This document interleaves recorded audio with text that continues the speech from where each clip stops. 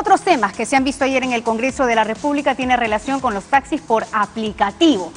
Una revisión que ya viene desde, por cierto, desde otros países donde poco a poco se ha ido regulando precisamente la operación de estos taxis. Hoy nos acompaña Crisólogo Cáceres, quien es presidente de ASPEC, que cumplen 24 años, 24 añazos, por cierto, trabajando en una serie de propuestas en bien de la ciudadanía. Esta es una de ellas, porque primero que nos brinda seguridad y segundo que formaliza, ¿verdad?, la operación de estos taxis también. ¿Cómo están? Muy buenos días. Muy buenos días, Karina. Gracias por el saludo. Lo que ha ocurrido es que cuando empezaron a funcionar este sistema novedoso de taxis por aplicativo, ellos no asumían ningún tipo de responsabilidad. Los usuarios del servicio podían tener algún tipo de problema, dificultad, y bueno, ellos se exoneraban de cualquier responsabilidad diciendo somos un intermediario. Esa era la palabra que utilizaban, intermediario entre el consumidor y entre el chofer. Pero si hay algún problema entre el usuario y el chofer, es cosa de ellos. Yo estoy al margen. Entonces, ¿cómo ha cambiado eso? Ha cambiado radicalmente. Primero porque ahora estas empresas están adscritas al Ministerio de Transportes y Comunicaciones, que es la entidad que los va a fiscalizar. En segundo lugar, se está creando un registro en el cual todas las empresas que prestan este servicio tecnológico van a tener que registrarse y asimismo van a tener que inscribir a todos los choferes que prestan el servicio, a todos los operadores.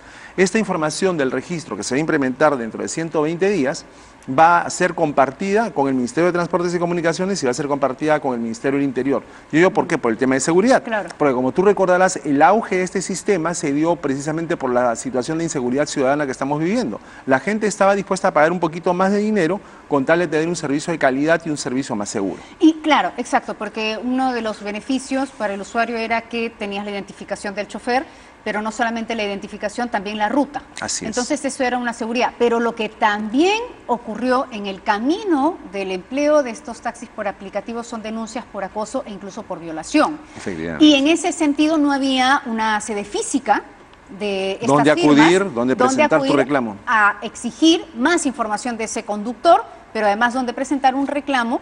Y por otro lado, efectivamente, las empresas no se hacían responsables. Ahora se está empleando un término que es solidariamente responsable. Claro. ¿Qué significa solidaridad? La solidaridad significa que ambas partes son responsables por lo que sucede, sea la empresa con el conductor, o sea, ambos pueden ser objeto de un tipo de denuncia, demanda o lo que fuere. La solidaridad implica eso en el derecho. Pero el punto es que la seguridad que estamos mencionando y que fue la razón primordial para que este sistema tenga auge, como tú dices, por todos estos casos fue dejada de lado. Y los consumidores que reclamaban no tenían la posibilidad de hacer valer su derecho. Hicimos una investigación con ASPEC en la cual se determinó si tenían el libro de reclamaciones virtual, porque el reglamento del libro de reclamaciones establece en relación a los proveedores de servicios virtuales como los taxis, que tienen que tener un libro de reclamaciones virtual. Por ejemplo, tú has visto que Amazon y demás te venden de manera virtual y si tú tienes algún reclamo lo puedes hacer. Y hay un montón de proveedores que se están popularizando en los últimos años, cada vez en mayor número, ofreciendo servicios virtuales. Entonces, el hecho de que te ofrezcan un servicio virtual no quiere decir que sencillamente tú seas un intermediario, entre comillas, y no tengas ningún tipo de responsabilidad frente al consumidor.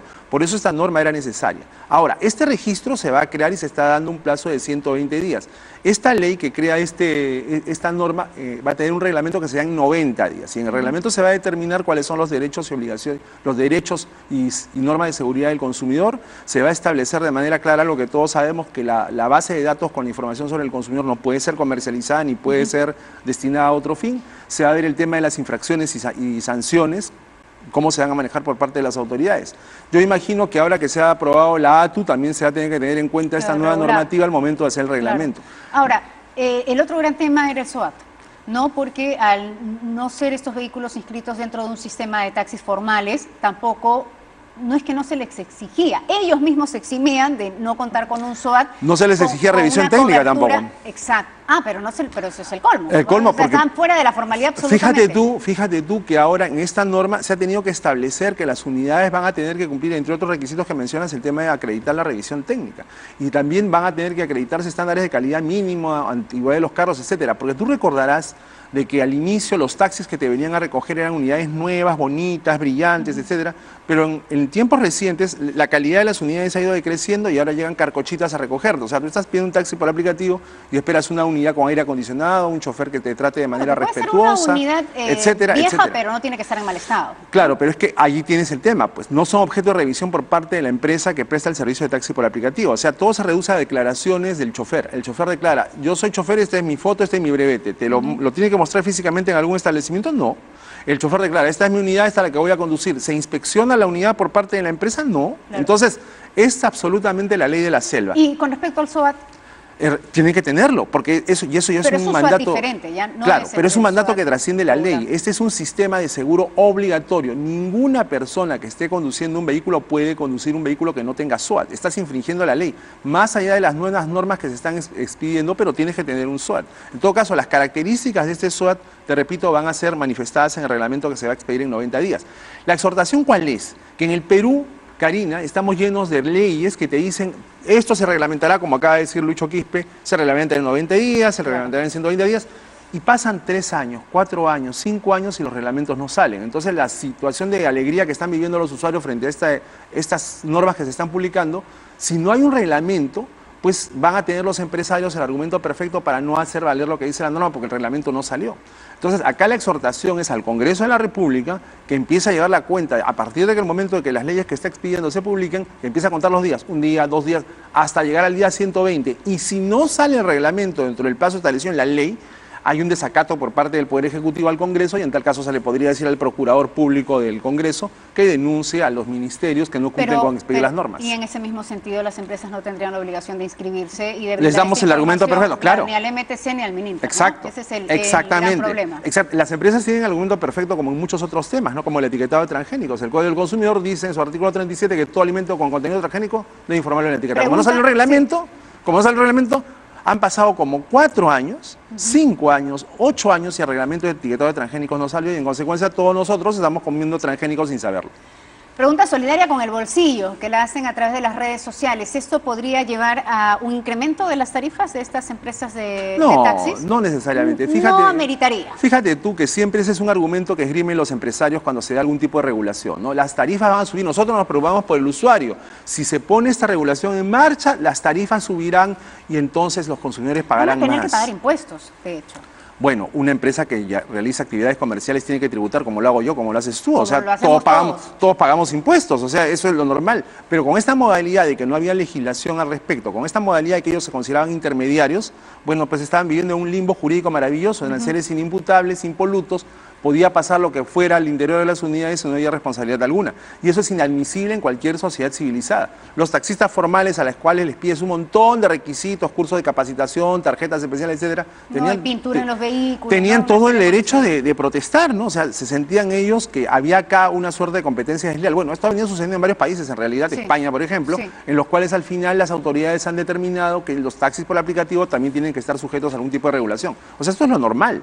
O sea, no tenemos por qué preocuparnos si no tenemos por qué creer que las tarifas van a subir, que el servicio va a escasear, que va a desaparecer. No, la regulación es importante si por medio está la seguridad de los consumidores. Y además promueve la sana competencia, ¿no? Hay pronunciamientos por parte de Cabify y de Easy Taxi, son dos de los primeros que se han pronunciado en favor de este proyecto, por cierto, además apoyando el hecho de que va a ser un servicio más seguro para ellos, porque ellos también se ven perjudicados en cuanto a su imagen, en cuanto a quienes están finalmente contratando, entre comillas, ¿no? Para ellos y para el usuario. Hay otros temas en agenda que también ha revisado ASPEC. Están proponiendo ustedes una ley que desde las municipalidades promueva los derechos del consumidor. Esto va a ser sumamente importante. Ese es un tema que se viene trabajando ya hace 6, 7 años por lo menos y finalmente, cuando menos lo esperaba, el Congreso nos dio esta buena noticia anteayer, ¿no? Ha aprobado el Congreso la ley que establece la municipalización de la defensa del consumidor. Esa es una excelente noticia. ¿Por qué la municipalización es importante?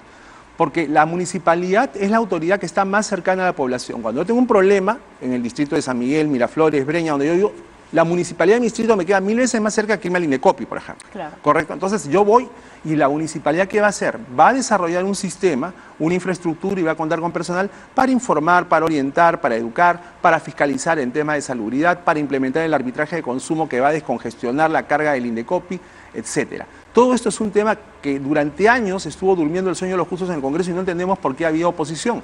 Por eso ha sido una excelente noticia que esta semana tengamos la norma del que crea la ATU, que crea la regulación de los taxis por el aplicativo y la municipalización de la municipalidad. Ahora, a mí lo que me preocupa es que se está estableciendo, se está sujetando que las implementaciones de lo que es la municipalización se sujete a que el Indecopi dé una especie de acreditación a cada municipalidad. Y esto sí me preocupa porque de repente eso se puede volver un cuello de botella. Hay alcaldes que van a asumir el próximo año y de repente han escuchado esta noticia y dicen que genial. Entonces mira tú que has trabajado en el Indecopi, mira tú que has trabajado en ASPEC, mira tú que enseñas derecho al consumidor, mira tú, ayúdame a montar mi oficina. Pero a pesar de que tú tengas personal con experiencia, de repente ese personal va a tener que ser sometido a una evaluación por parte del Indecopi. Entonces también ahí hay que tener cuidado. Pero lo cierto es que sí se va a requerir de una capacitación, porque se les está facultando para una serie de servicios a las que hasta ahora no atendían. Básicamente, ¿no? Orientación, Karina. O sea, básicamente orientación y decirle al consumidor, por ejemplo, si tú tienes un problema, puedes hacer esto y esto y esto, que es lo que hacen las asociaciones de consumidores todo el tiempo. Quien resuelve finalmente cuando hay un reclamo de consumo es el Indecopi. O sea, no hay una entidad que tenga esa prerrogativa, absolutamente el Indecopi. Entonces, si el consumidor puede resolver de buenas a primeras con el bodeguero de la esquina, en el litigio que tiene, oye, ¿por qué te portaste mal si es tu casero de toda la vida? Ok, ahí quedó, no llega el Indecopi. Oye, llenaste el libro de reclamaciones o estuviste a punto de llenarlo, pero ¿para qué llenarlo si pueden llegar a un buen entendimiento? Entonces la municipalidad, por la cercanía que tiene con la población, puede hacer muchísimas cosas. Entonces, sí, pero por ejemplo, en temas de, hablemos de restaurantes, ¿no? Centros comerciales, ferias, en fin, que son las, digamos, las quejas de las que uno más puede ir a acudir a Indecopi, ¿no? Allí el tema, menciona restaurantes, por ejemplo. Tú sabes que las municipalidades tienen competencia para vigilar los restaurantes que funcionan en la jurisdicción.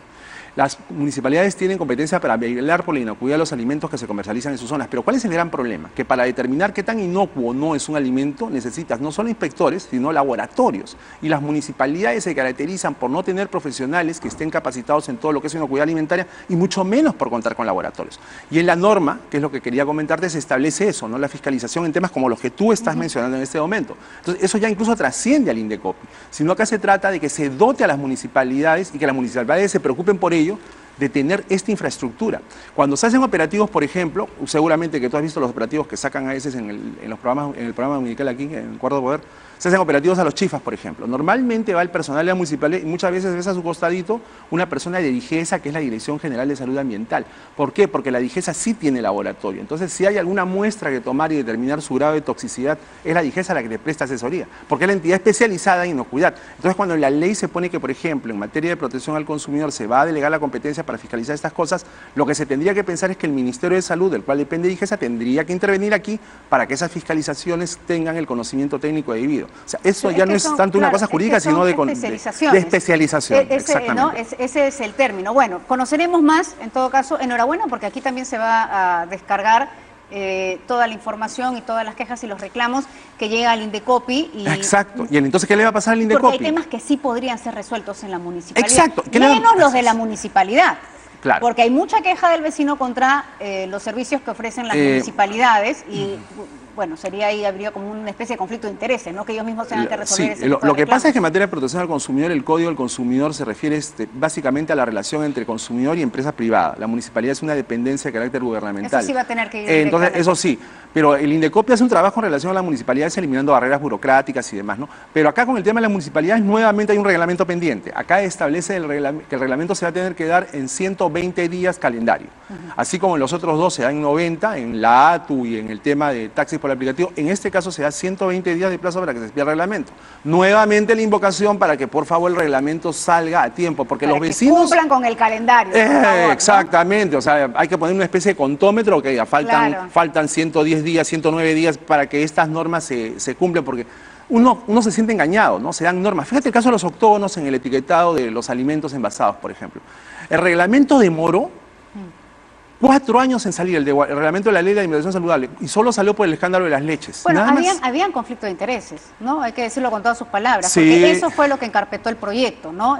Ahora se descubrió lo que sí, era un secreto a voces y quedó en evidencia, ¿no? Sí. Que habían presiones políticas al más alto nivel para que el etiquetado octogonal, que es muy claro, y acaba de salir un reporte en Chile, ha reducido los niveles de consumo de comida chatarra y por ende los niveles de sobrepeso infantil. Entonces, Ese es el tema al que tiene que caminar Perú, en el que estamos Muy viendo bien. una crisis de enfermedades no transmisibles. Para despedirnos, el teléfono de ASPEC, hay que recordarlo siempre. 448-5000, repito, 448-5000 es facilito, pero más fácil todavía ingresen a nuestras redes sociales.